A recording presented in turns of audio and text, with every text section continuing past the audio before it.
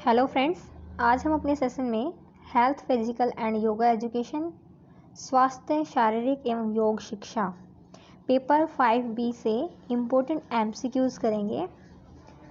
चलते हैं अपने फर्स्ट क्वेश्चन पे। स्वास्थ्य क्या है? योग या अपंगता की अनुपस्थिति, भौतिक, मानसिक एवं सामाजिक संपन्नता, केवल एक, उपरोक्त दोनों। तो यहाँ पे स्वास्थ्य पूछा है, स्वास्थ्य क्या है? तो स्वास्थ्य जो है भौतिक, मानसिक एवं सामाजिक संपन्नता के साथ साथ योग या अपंगता की अनुपस्थिति दोनों ही है। तो उपरोक्त दोनों हमारा यहाँ पे राइट आंसर रहेगा। नेक्स्ट क्वेश्चन है, स्वास्थ्य क्या नहीं है? यानी कि स्वास्थ्य सिर्फ क्या नहीं है?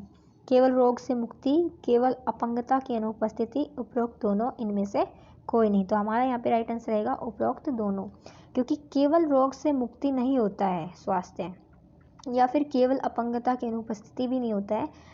हम फिजिकली, मेंटली और स्पिरिचुअली तीनों रूपों में अगर स्वस्थ रहेंगे, हेल्दी रहेंगे, तभी हम अपने आप को स्वस्थ कह सकेंगे।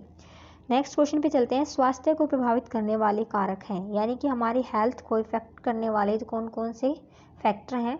जैविक कारक, वातावरण से संबंधित कारक, व्यक्तिगत कारक, उपरोक्त सभी। तो हमारा यहाँ पे राइट आंसर रहेगा उपरोक्त सभी, क्योंकि ये तीनों ही कारक जो हैं हमारे स्वास्थ्य को प्रभावित करते हैं। नेक्स्ट क्वेश्चन है, स्कूलों में स्वास्थ्य शिक्षा के उद्देश्य है, यानी कि विद्यालय में जब हेल्थ एजुकेशन दी जाती है उसके कौन कौन से मोटो होते हैं, उद्देश्य होते हैं? प्राथमिक शिक्षा की जानकारी देना, उचित अभिवृत्तियों का विकास करना, शारीरिक एवं भावनात्मक विकास, उपरोक्त सभी। तो यहाँ पे हमारा राइट आंसर रहेगा उपरोक्त सभी। नेक्स्ट क्वेश्चन है, विद्यालयों में बच्चों के स्वास्थ्य को प्रभावित करने वाले कारक हैं, कि स्कूल के अंदर बच्चे की हेल्थ को कौन कौन से फैक्टर अफेक्ट कर सकते हैं? पौष्टिक व संतुलित भोजन, यानी कि मिड डे मील प्रोग्राम के अंदर जो बच्चों को पौष्टिक और संतुलित आहार दिया जाता है उसकी गुणवत्ता भी उनके स्वास्थ्य को प्रभावित करती है।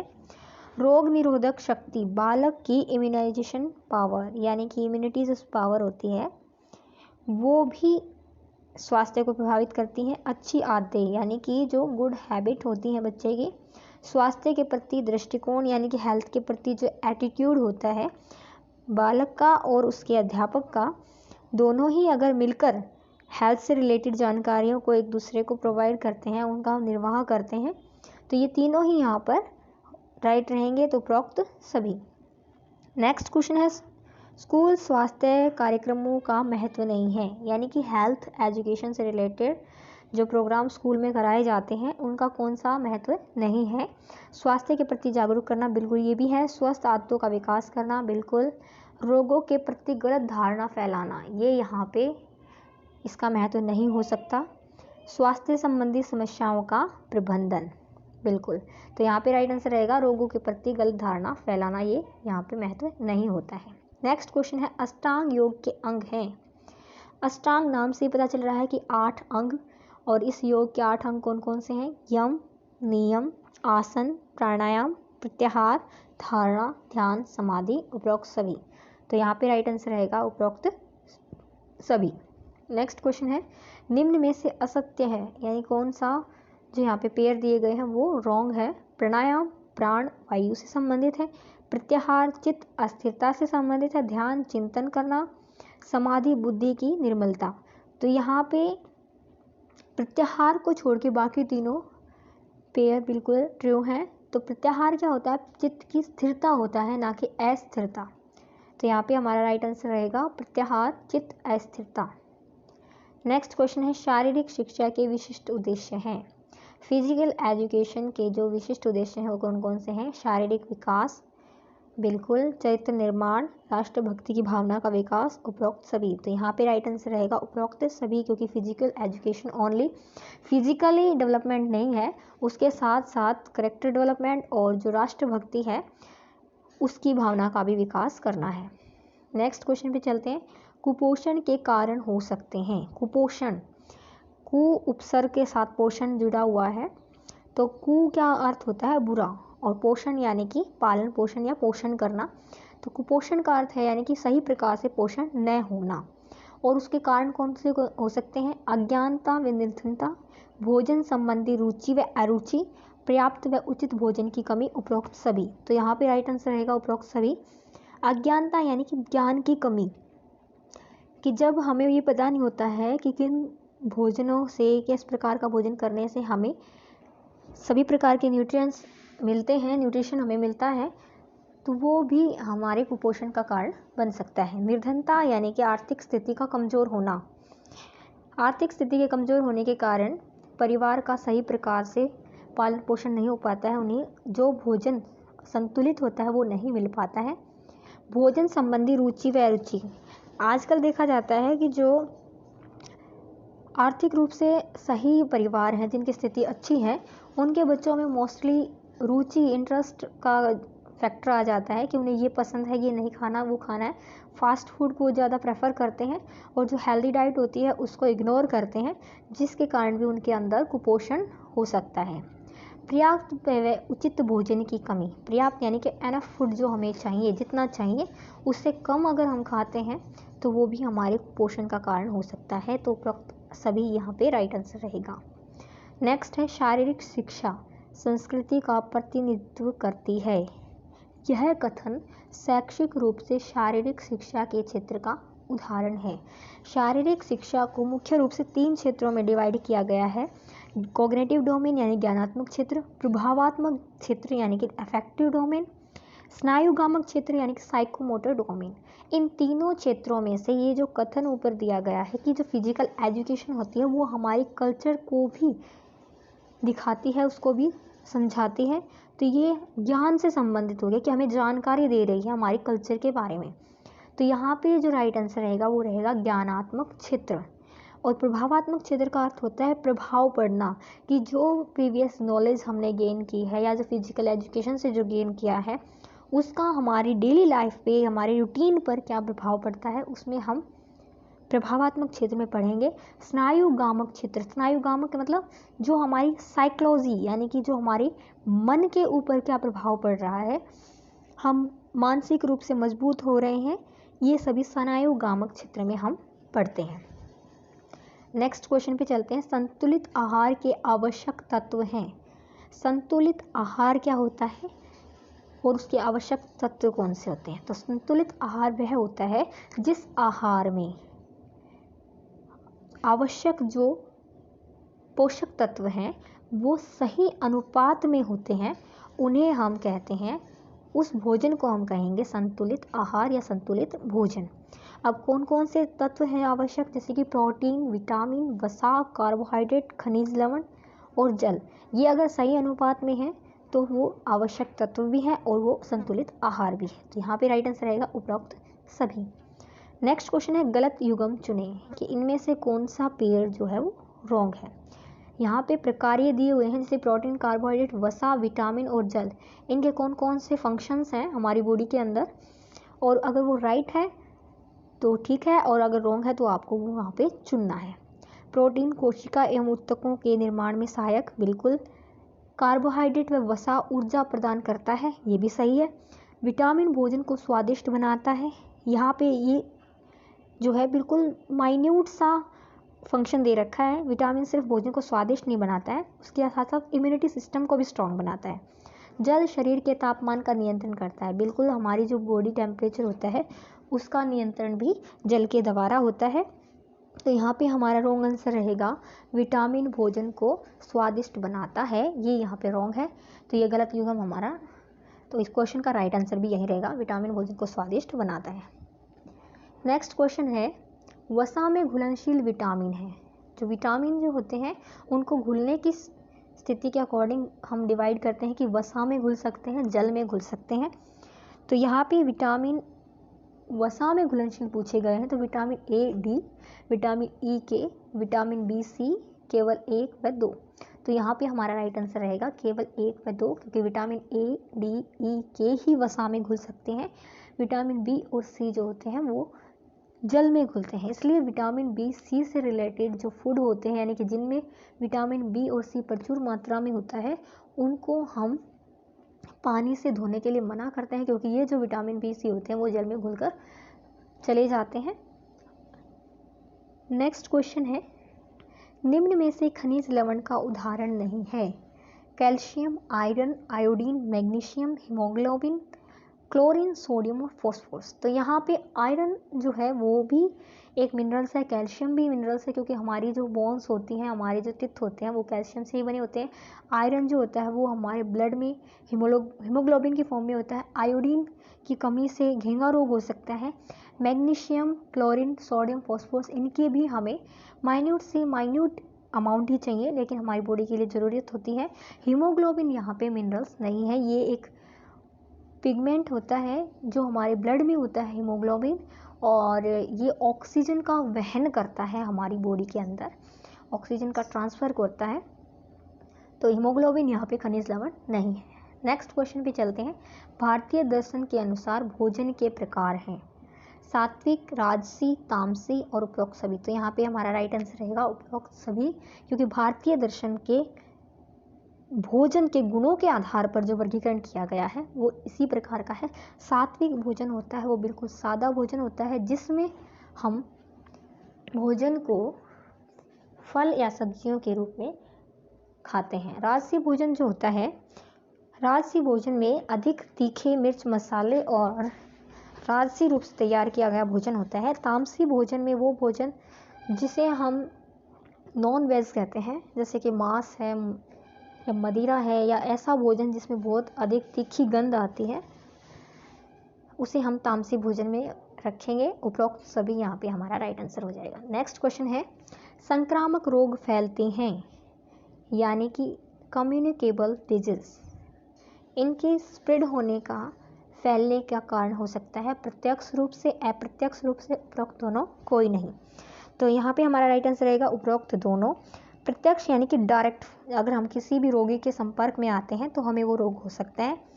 अप्रत्यक्ष रूप से यानी कि इनडायरेक्टली, कि अगर जैसे कि इन्फ्लुएंजा है, किसी ने, आजकल कोरोना चल रहा है, ये क्या है कि वायु में भी इसके वायरस रह सकते हैं। तो वायु यानी कि एयर के थ्रू, वाटर के थ्रू, सॉइल के थ्रू, इस तरह से जो डिस्पर्स हो जाते हैं उसके अंदर उसके बैक्टीरिया, वायरस, रोगाणु, और वो किसी दूसरे व्यक्ति के संपर्क में आते हैं तो उससे भी रोग हो जाता है, इसलिए हम इनको संक्रामक रोग कहते हैं।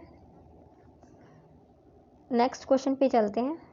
निम्न में से असत्य है, असत्य क्या है इनमें से पूछा गया है। यहाँ पे कुछ पेयर दिए गए हैं। वायु द्वारा होने वाले डिजीज कौन कौन से हैं, यानी कि जो वायु से फैलते हैं। चेचक, तपेदिक यानी कि जिसको हम टीबी, ट्यूबरकुलोसिस कहते हैं। खसरा, भोजन द्वारा, हैजा और पेचिस। कीड़ों द्वारा, पीला ज्वर, मलेरिया, प्लेग, इनमें से कोई नहीं। तो यहाँ पे जो असत्य पूछा है तो सारे सत्य ही हैं, इनमें से कोई नहीं आएगा। अब ये वायु द्वारा यानी कि दूषित वायु द्वारा या फिर बैक्टीरिया सहित वायु वाली जो वायु होती है जिसमें हम श्वसन करते हैं, रिस्पिरेट करते हैं, उससे हमें रोग हो जाते हैं। अगर हम भोजन सजल यानी कि ऐसा भोजन खाते हैं जो कि दूषित है, उससे द्वारा हम हैजा और पेचिस जैसे रोग हमें हो सकते हैं। कीड़ों द्वारा यानी कि वेक्टर, पीला ज्वर, मलेरिया और प्लेग। वेक्टर आप समझ रहे होंगे कि कुछ मॉस्किटो या फिर कुछ कीड़े होते हैं जो कि एक व्यक्ति के शरीर में, मच्छर के शरीर में या किसी के थ्रू जो है वो फैलता है रोग, तो उसे हम कहते हैं कीड़ों द्वारा। तो इनमें से कोई नहीं यहाँ पे असत्य है, बाकी सभी सत्य हैं। नेक्स्ट क्वेश्चन है, निम्न में से असत्य है, यहाँ पे कौन सा फॉल्स है। रोग दे रखे हैं और प्रभावित अंग दे रखे हैं, तो आपको यहाँ पे फाइंड आउट करना है कि कौन सा रोग है वो किस अंग को प्रभावित करता है। अगर वो राइट है तो ठीक है, अगर रॉन्ग है तो आपको यहाँ पे फाइंड आउट करना है। खसरा, आँख, कान व गुर्दे, यानी खसरा जो होता है ये बहुत ही, यानी कि हम कह सकते हैं क्रॉनिक डिजीज़ है, एक तरह से लंबे समय तक चलता है, कम से कम 1 महीने तक भी। इसके अंदर हमारी पूरी बॉडी इफेक्टेड होती है। छोटे बच्चों को ये बहुत परेशान करता है, और यहाँ तक कि जो बहुत छोटे होते हैं, जिनका इम्यून सिस्टम वीक होता है, उनकी डेथ भी हो सकती है। लेकिन जो बड़े व्यक्ति होते हैं वो इस रोग को संभाल सकते हैं, बच जाते हैं, लेकिन उनको भी बहुत ज़्यादा तकलीफ सहनी पड़ती है। खसरा, तो इससे आँख, कान व गुर्दे प्रभावित होती हैं। तपेदिक, टीबी जिसको ट्यूबरकुलोसिस कहते हैं, इससे मुख्य रूप से फेफड़े प्रभावित होते हैं। हैजा जो होता है उसके अंदर दस्त और उल्टियाँ होती हैं। तो यहाँ पे गला दे रखा है, तो ये यहाँ पे रॉन्ग है। टाइफाइड से आंतें प्रभावित होती है। टाइफाइड जिसे हम छोटी माता भी कह सकते हैं, ये डिजीज़ भी क्रॉनिक होती है, लंबे समय तक चलती है। तो ये इससे आंतें हमारी प्रभावित होती हैं, क्योंकि इसका जो साल्मोनेला टाइफी जो बैक्टीरिया होता है वो हमारी आंत में ही रहता है। ठीक है, तो अब यहाँ पे मैं क्रॉनिक और एक्यूट डिजीज़ की बात कर रही थी, यानी कि जो डिजीज़ लंबे समय तक चलती हैं उन्हें हम क्रॉनिक कहेंगे, और जो कम समय के लिए यानी कि ज़्यादा से ज़्यादा 1 वीक तक रहती हैं उन्हें हम एक्यूट डिजीज़ कहते हैं। नेक्स्ट क्वेश्चन पे चलते हैं। प्राथमिक सहायता के क्षेत्र है। प्राथमिक यानी कि फर्स्ट एड। फर्स्ट एड होती क्या है? फर्स्ट एड वो होती है यानी कि हम डॉक्टर तक पहुंचने से पहले मरीज़ को जो फास्ट एड देते हैं, यानी कि प्रथम जो सहायता देते हैं, उसको हम कहते हैं फर्स्ट एड। तो उसके क्षेत्र कौन कौन से, हम कैसे पता करें? सबसे पहले हमें रोगों के लक्षण देखने चाहिए कि रोग है कौन सा, उसके लक्षण हमें पता चले, लक्षणों के आधार पर उपचार करना, फिर उस लक्षण के आधार पर ही हम समझकर उपचार करें, रोग का अंतिम रूप से निपटारा करना है। जहाँ तक हमसे पॉसिबल हो पाता है उसको अंतिम रूप से निपटारा करें। अगर हमसे पॉसिबल नहीं हो पा रहा है तो हम जितना हमसे होता है उतना करें, उससे जितनी जल्दी हो सके उसे डॉक्टर तक हम लेके जाएं। हमें खुद डॉक्टर नहीं बनना चाहिए। तो यहाँ पे हमारा राइट आंसर रहेगा उपरोक्त सभी। नेक्स्ट क्वेश्चन है, प्राथमिक सहायता के ABC में बी करता है।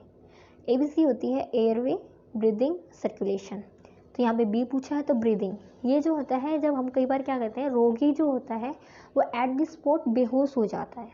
ठीक है, उस दौरान हमें उससे पता करना क्या बीमारी है, कहाँ पेन है, हमें नहीं पता चलता। तो सबसे पहले हम उसको होश में ले गए आते हैं। एयरवे यानी कि मुंह के द्वारा हम सांस देते हैं।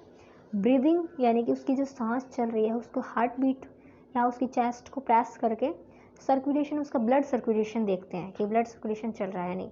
तो ये ABC होती है। तो उपरोक्त सभी यहाँ पे राइट आंसर रहेगा। नेक्स्ट क्वेश्चन है, full form of first adder. First adder यानी कि प्राथमिक सहायक, तो उसको किस तरह से एक्शन करना चाहिए, उस एक्शन के अकॉर्डिंग ही यहाँ पे उसकी फुल फॉर्म है। जैसे F से होता है फास्ट इन एक्शन, I से इमीडिएट डायग्नोसिस यानी कि तुरंत हमें डायग्नोस करना चाहिए, रिसोर्सफुल जितना हो सके आसपास की चीज़ों का भरपूर इस्तेमाल करना चाहिए, स्मार्ट टेम्पर यानी कि हमें अच्छे से समझ जाना चाहिए, तुरंत भाप जाना चाहिए कि प्रॉब्लम क्या हो सकती है, किस तरह से इसको सॉल्व किया जा सकता है। टॉलरेंस, सहन शक्ति होनी चाहिए, क्योंकि जो रोगी होता है वो पहले ही पेन में है, तो वो उस दौरान अपने आप को कंफर्ट रखने की कोशिश करता है, लेकिन हमें ध्यान रखना है कि रोगी का उपचार कैसे करना है, तो हमें धैर्य रखना है।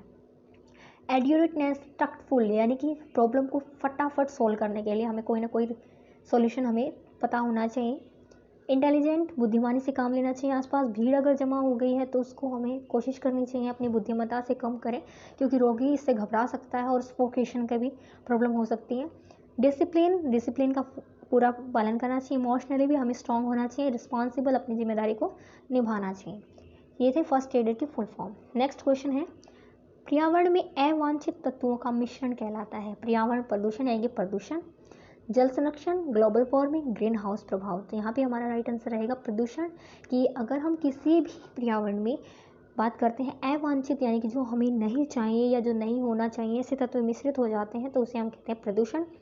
प्रदूषण मुश्किल से जो हम बात करते हैं 4 तरह का होता है, जल प्रदूषण, वायु प्रदूषण, मृदा प्रदूषण और ध्वनि प्रदूषण। ठीक है, फिर बात करते हैं जल संरक्षण क्या होता है। जल संरक्षण जो है यानी कि वाटर कंजर्वेशन।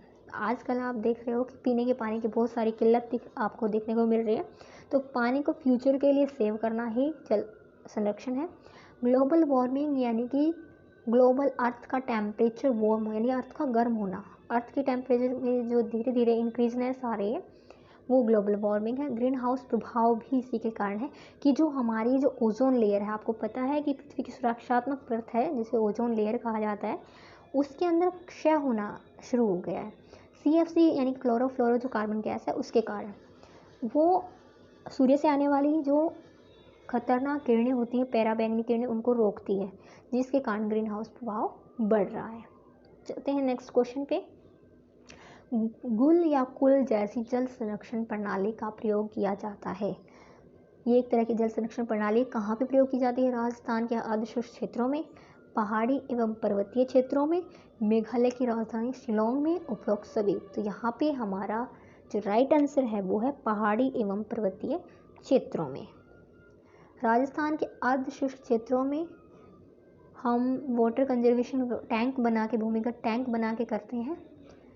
और मेघालय की राजधानी शिलोंग में छत पे जो मतलब पानी स्टोर होता है उसको टैंक बनाकर स्टोर किया जाता है, क्योंकि मेघालय की राजधानी शिलोंग जो होती है, मेघालय एक ऐसा स्टेट है जहाँ पे बहुत अधिक बारिश होती है, तो यहाँ पे शिलोंग के अंदर ऐसी प्रणाली अपनाई जाती है। तो उपरोक्त सभी यहाँ पे नहीं आंसर पहाड़ी एवं पर्वतीय क्षेत्र। नेक्स्ट क्वेश्चन पे चलते हैं। ग्लोबल वार्मिंग कारण है कार्बन डाइऑक्साइड गैस की मात्रा अधिक होने से, वनोन्मूलन यानी कि वनों के कटाव, ओजोन परत का क्षय, मीथेन व क्लोरोफ्लोरोकार्बन का वायु में बढ़ोतरी, उपरोक्त सभी। तो यहाँ पे हमारा राइट आंसर रहेगा उपरोक्त सभी, क्योंकि ये सभी जो है पॉल्यूशन के कारण है, यानी कि प्रदूषण के कारण है। तो ग्लोबल वार्मिंग इन सभी से होता है, उपरोक्त सभी। नेक्स्ट क्वेश्चन है, पर्यावरण प्रदूषण के दुष्प्रभाव हो सकते हैं, यानी कि अगर पर्यावरण ऐसे ही प्रदूषित होता रहा तो इससे क्या क्या दुष्प्रभाव हो सकते हैं। समुद्र तल का चढ़ना, यानी कि समुद्र का पानी जो आइस होती है माउंटेन से, वो पिघल कर नदियों के रूप में समुद्र में चली जाएगी और समुद्र का लेवल जो है वो बढ़ जाएगा। भयानक मौसम में बदलाव होगा। जलवायु परिवर्तन, मौसम जो होता है कुछ महीनों के लिए होता है। जलवायु क्या होती है, 25 ईयर के अकॉर्डिंग हम चेक करते हैं कि किसी भी एरिया का जो मौसम है वो किस तरह का रहता है। तो 25 सालों तक जो मौसम है उसके बाद अगर परिवर्तन होता है तो उसे जलवायु परिवर्तन कहते हैं। बाढ़ या सूखा, अब समुद्र का लेवल बढ़ेगा तो उससे बाढ़ भी आ सकती है और बारिश नहीं होगी तो सूखा पड़ सकता है, क्योंकि मौसम परिवर्तन हो जाएगा।